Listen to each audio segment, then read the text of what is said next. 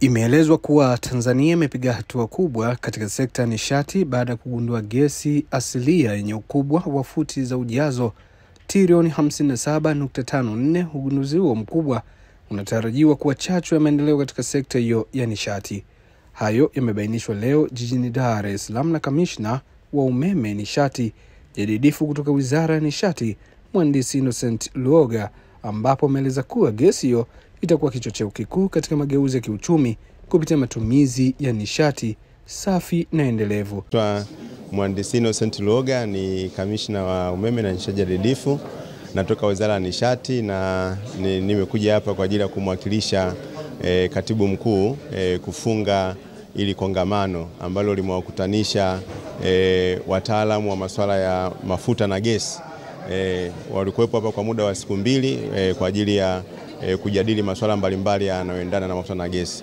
Sasa hii ni fursa nyingine kwa nchi yetu ya Tanzania kwa sababu hao wataalamu wametoka katika nchi takribani 67 ambazo ndani ya Afrika na nje ya Afrika, kwa maana kwamba nchi za Ulaya, na wamekutana hapa kwa ajili ya kubadilishana uzoefu, kujadili changamoto katika uendelezaji wa sekta ya mafuta na gesi. Kama mnavyofahamu, nchi yetu imebarikiwa sana. Tuna gesi ambayo tayari imeshagundulika takribani futi za ujazo trilioni 57.54 zipo tayari zimegunduliwa, na uwezo huu manake tuna nafasi ya kutumia gesi kwa ajili ya shughuli mbalimbali. Shughuli mojawapo kuzalisha umeme. Mnafahamu kabisa sasa hivi tunatumia gesi katika kuzalisha umeme. Lakini hivi karibuni katika miaka hii mitatu kuanzia mwaka 2022 Mheshimiwa Rais wetu wa Jamhuri ya Muungano wa Tanzania Dr. Samia Suluhu Hassan ameleta ajenda ya matumizi ya nishati safi ya kupikia. Na tunapozungumzia nishati safi ya kupikia basi pamoja na nishati zingine, lakini sasa hivi inayoshika kasi ni gesi. Kwa hiyo gesi kwetu sisi ni kitu muhimu sana, na ndio maana tumepata faida ya hili kongamano kufanyika hapa Tanzania. Ni kongamano kubwa, limewakusanya watu mbalimbali, wataalamu, wabobezi katika masuala ya mafuta na gesi. Na sisi kwetu hii ni faida kwa sababu wataalamu wetu chini ya taasisi zinazohusika na mafuta na gesi katika nchi yetu, ambazo taasisi hizo kuna shirika la maendeleo ya mafuta ambalo ni TPDC, lakini pia kuna mamlaka ya udhibiti wa mafuta tunaita PULA, lakini pia kuna mamlaka ya udhibiti wa nishati ambao ni WEURA, lakini pia tuna mamlaka wanaosimamia masuala ya upatikanaji wa mafuta nchini ambao ni PPBA. Taasisi hizi zote zina wataalamu wa masuala ya mafuta na gesi.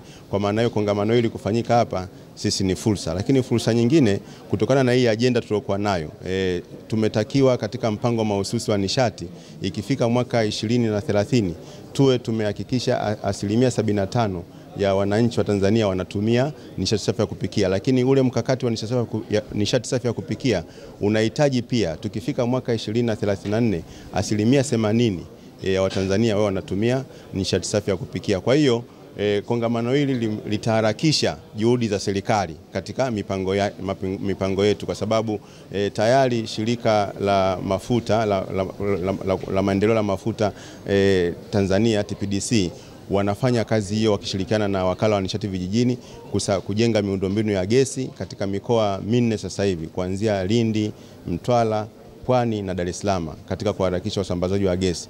Lakini pia kama mnavyofahamu kwamba gesi na matumizi mengi sana. Kwa hiyo kutupia taasisi zetu ugunduzi unaendelea. Nimesema tunao potential au uwezo mkubwa wa gesi, kwa hiyo ugunduzi unaendelea katika maeneo mbalimbali kwenye kina kirefu cha bahari, lakini pia na nchi kavu ugunduzi unaendelea.